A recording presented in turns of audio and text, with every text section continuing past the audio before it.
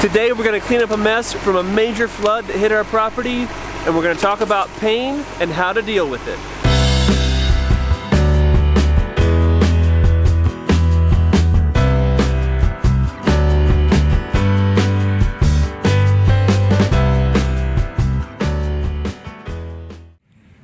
Hey folks, welcome back.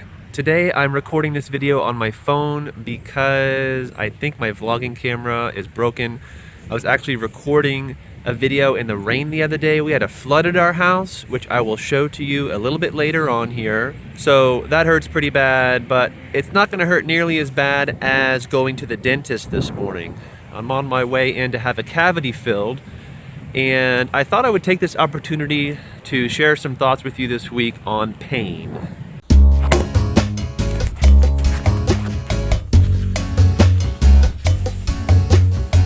There are three types of pain I want to talk to you about today. The first I'm going to call consequential pain. That's what this cavity is. Hold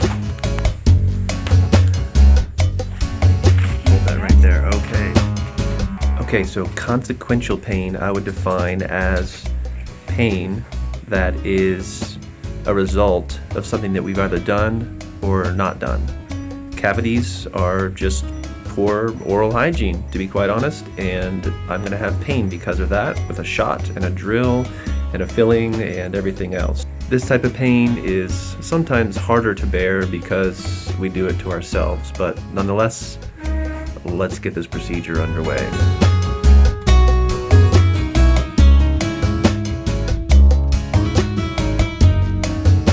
Okay, I just got the shot and my face is going numb. So far, so good. Oh boy, so far so good. You got it? Oh yeah. Okay, we did it. We got the filling. This is the part where we pay. Hopefully this won't hurt too bad. Okay, so for a dentist visit, that was surprisingly not too bad. I can't feel my face right here, and we'll keep on going here back to the house and check in with the family and talk about two other types of pain that we experience, and hopefully my other camera will work. See you soon. Okay, we made it back home. Fortunately, my camera is not broken. I'm gonna check in with the family in just a moment, but I wanted to show you that something that happened on the property where we live this past week. It's a reminder of another type of pain that we might experience, which I'm going to call circumstantial pain. Circumstantial pain is pain that happens to us based on circumstances that are outside of our control. If you were watching our live stream on Thursday, I told you that we had a flood on the property where we live, and this is what remains of the footbridge that you've probably seen in a number of our vlogs. This was supposed to be just like a normal heavy rain event, but somehow we got 8 inches in just a number of hours. It took out that bridge. And this is just outside our recording studio.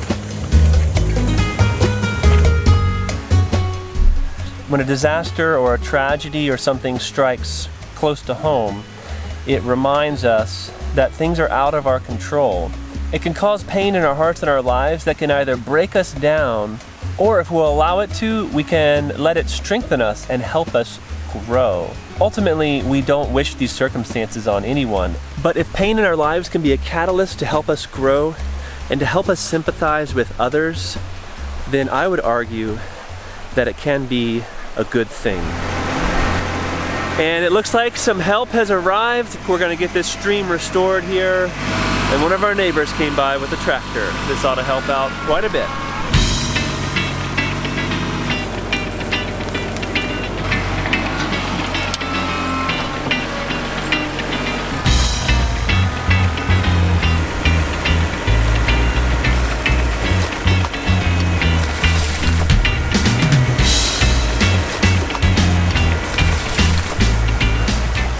You know, even though this circumstantial pain is temporary, it's nothing compared to what many people go through on a daily basis with physical pain and emotional pain I don't want to make light of pain in any way, but I do want to acknowledge that through pain we can find purpose.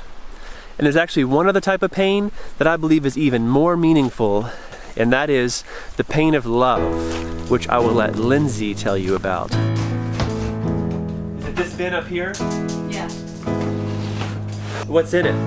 Well, I think there's my baby stuff in there.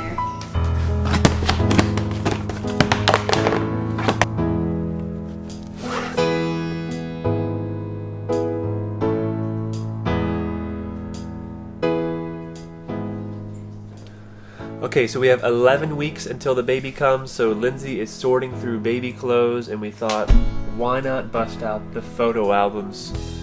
The pain of love is very close to a mother's heart, especially when it comes to childbirth, and that's Lindsay's territory, so I'm going to hand the camera over to her now.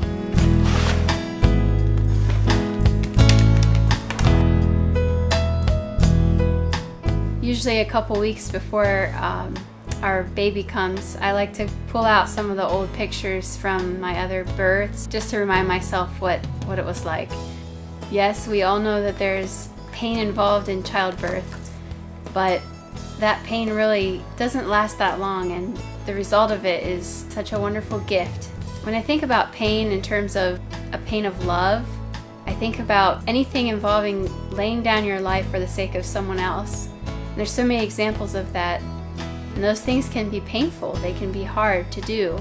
So whatever pain we're going through, whether it be pain we've caused ourselves, pain that someone else has caused us, or the choice to go through something painful for the sake of someone else, it can do a good work in our life by giving us compassion for others, a humility. It can cleanse and purify us, and ultimately it can draw us closer to God. Ultimately, God does not want us to suffer, but suffering is a part of life. Fortunately, we are not alone when it comes to suffering.